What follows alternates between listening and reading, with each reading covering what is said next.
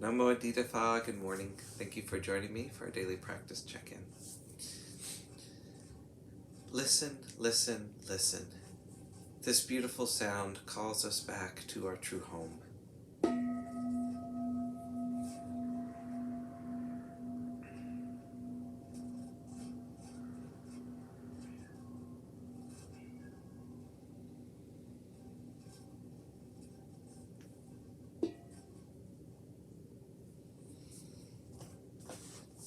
The second mindfulness training.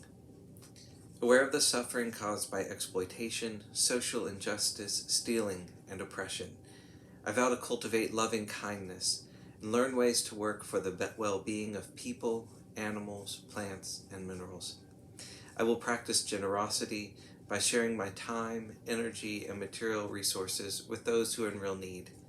I'm determined not to steal and not to possess anything that should belong to others. I will respect the property of others, but I will prevent others from profiting from human suffering or the suffering of other species on earth.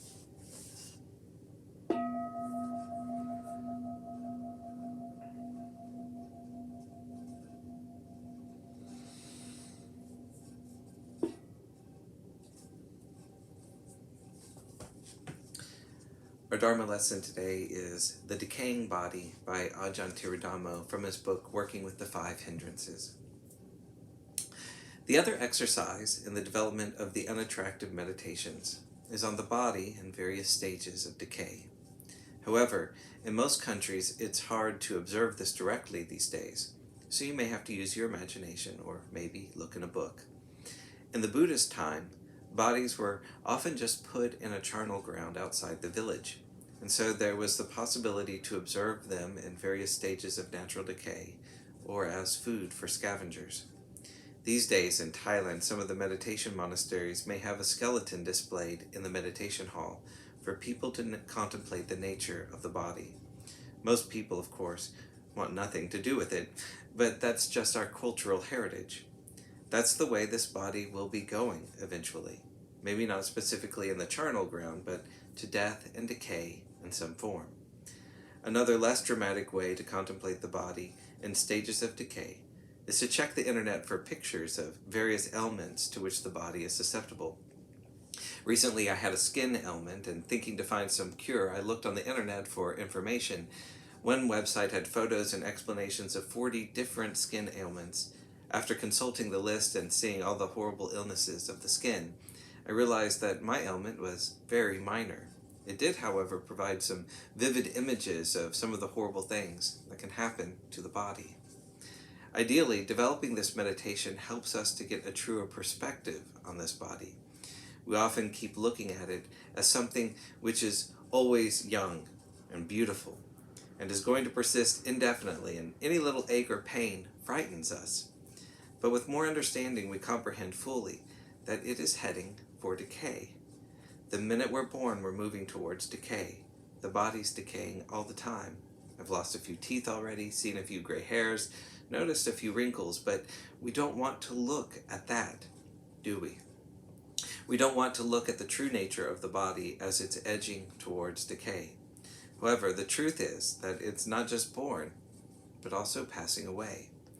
By understanding this, we can have a more peaceful, harmonious, and complete view of the body, which helps us reach a truer perception and understanding of our own body. Thus, when sexual desire arises, it can help us to relate more wisely to other people's bodies too. When we are sexually aroused, the other body is really attractive and exceptionally beautiful. But first thing in the morning before taking a shower, how beautiful is it? That's also how the body is. We'd like to mention the need to be careful in developing these two meditations. I know various people who have tried them, but I think that unfortunately that what they tried to do was use them as antidotes for sexual desire. In fact, sometimes the translation is not the meditation on the unattractiveness, but the meditation on the loathsomeness or repulsiveness of the body. So if somebody has lots of lust or sexual desire, they say, oh, I've got to bring some repulsiveness into this. And then they use these meditations, not to see the body more clearly and truthfully, but to try to counteract their lust or desire. This usually results in suppressing or denying the beautiful through imposing an artificial conceptual image of something disgusting or repulsive, called reaction formation in psychology. That's not really going to work. It's just like putting a chocolate coating on a mud cake or vice versa.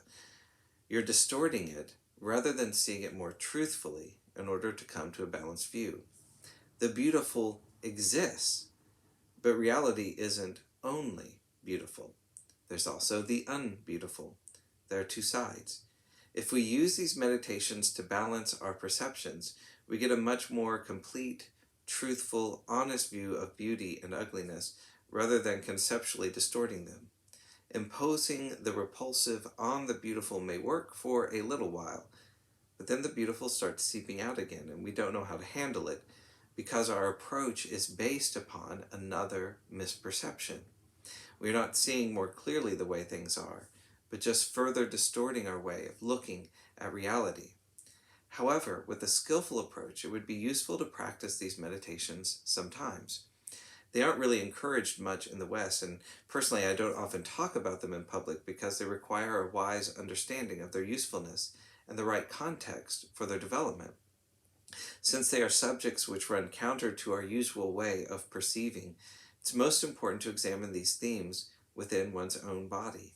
Also, if one wishes to pursue them seriously, always seek the guidance of an experienced teacher due to the danger of perceptual distortions. Our whole society is so obsessively focused on beauty and attractiveness that most people cannot understand the value of meditating on the unattractive, or on the aging, sickness, death, and decay of the body.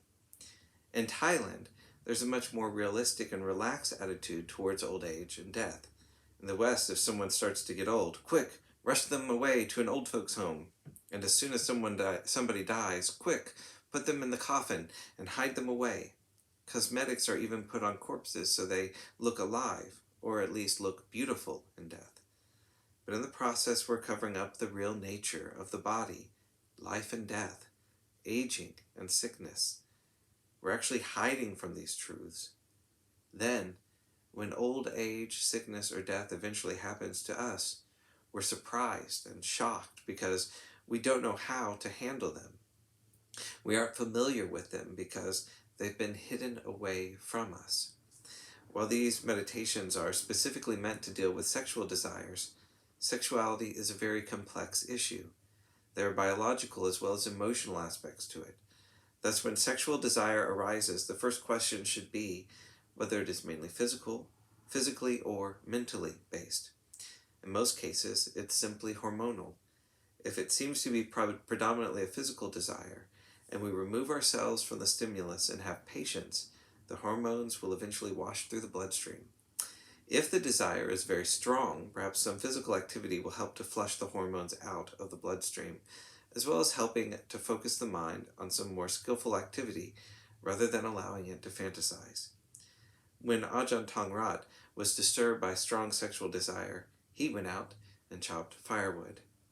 If the sexual desire seems to have more of a mental, emotional aspect to it, try to investigate what the source is. Are we bored or listless? Maybe sexual desire arises to energize us, although perhaps this is not the best sort of energy. Are we frightened or anxious so that sexual desire becomes a comforting sensation? Is this an old familiar story, and where does it lead? So one way to deal with sexual desire is the development of the meditations on the unattractive aspects of the body. We need to put some effort into this, as it usually doesn't come very easily to us.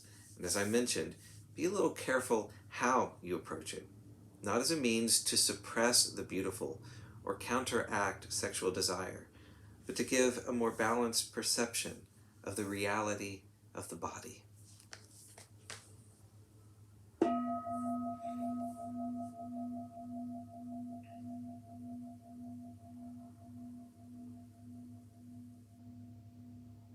May all beings be well.